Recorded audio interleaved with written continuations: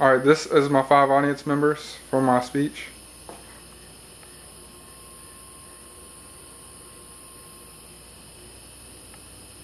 Two, three, four, five. Hey, you got it? Yeah. All right, you can just sit back there. All right.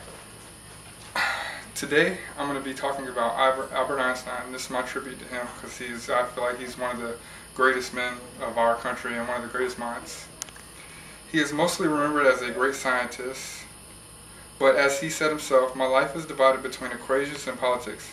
To my mind, he personified the wisdom inherent in modern humanistic philosophy. Generally thought of as a great physicist of the 20th century, he was among the most profound and influential social thinkers as well. Although he used the word God frequently, he used it in the metaphorical sense that genuinely spiritual people do. A strong internationalist, Einstein felt that nationalism is an infantile disease. It is the measles of mankind. He appreciated the need for state sovereignty to protect oneself from imperialism, but loathed the transformation of this need into the myth of nationalist chauvinism. A strong supporter of Israel, Einstein nonetheless felt that he would rather see a reasonable agreement with the Arabs based on living together in peace than the creation of a Jewish state. In a letter to Chaim Weizmann, Israel's first president, Einstein wrote, "If we do not succeed in finding the path of honest cooperation and coming to terms with Arabs, we will not have learned anything from over our 2,000-year ordeal, and will deserve the fate which will be set upon us." When Weizmann died in 1952, Prime Minister David Ben-Gurion asked Einstein if he would be the president of Israel, but he declined. A few years later, Einstein noted precisely the most important aspect of Israel's policy must be our ever-present manifest desire to institute complete equality for the Arab citizens living in our midst. The attitude we adopt toward the Arab minority will provide the real test of our moral standard as a people. Albert Einstein was born in 1879 in Germany, the first child of Burgos Jewish couple. The young Albert displayed an early interest in science, but he was unhappy with the principles of obedience and conformity that governed his Catholic elementary school. At the age of 10, he began attending the Leopold Gymnasium, though most of his education consisted of study and reading he undertook on his own under the guidance of his uncle Jacob and the young medical student and family friend Max Talmud.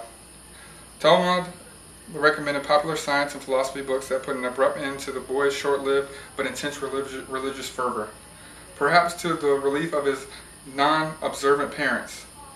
When his parents moved to Italy in 1893, Einstein dropped out of school and renounced both his German citizenship and his Jewish faith.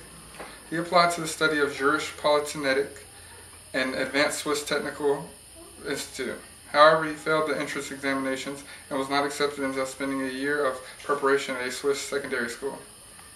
Between 1896 and 1900, he participated in a teacher's training program at the Zurich Polytechnic, where he met his lifelong friend Marcel Grossman and Michel Angelo Bissot, as well as his first wife, Maliva Merich.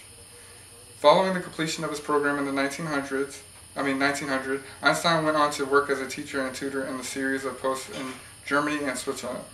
He finally settled in Bern, Switzerland in 1902, where he received a job as a technical expert in a patent office. In Bern, Germany, Einstein married Maliva and raised 2 sons together. The year 1905 has been termed Einstein's Annus Mirabilis, or Miracle Year, because it was in this year that the scientist published 3 of the most important papers and completed most of the work for his doctoral degree, which he received in 1906. Einstein's paper dealt with quantum theory, Brownian theory, and special relativity. In subsequent years, he expanded his theory of special relativity to account for accelerating frames of reference, so that he could then theorize that the laws of physics, including both mechanics and electrodynamics, are the same for all observers in all frames of reference. This theory, known as general relativity, was fully formulated by 1915 In 1919, scientists verified general relativity through measurements taken during a solar eclipse, and Einstein was catapulted into a position of international prominence. However, while his relativity theory won him popular fame, it was his contributions to quantum theory that won Einstein the Nobel Peace Prize in 1922. For most of Einstein's life, he worked at a university as a university professor.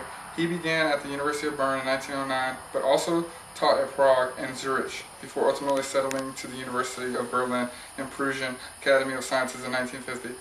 Although Mileva and their sons initially lived in Berlin and with Albert, the couple separated shortly thereafter and in 1919 obtained an official divorce. Einstein remarried that same year to his cousin Elsa Lowenthal and lived with her until her death in 1936. During the 1920s and 1930s, Einstein became increasingly active in politics and international affairs. He was a strong supporter of Zionism and traveled on a lecturing tour to the United States in 1922 to raise money on behalf of a new Hebrew university in Jerusalem. Einstein's Zionism was primarily cultural rather than nationalistic. He wanted to preserve the values of social justice and intellectual aspirations that he associated with Jewish people. In addition to his Zionism, Einstein was a militant pacifist during the following World War I.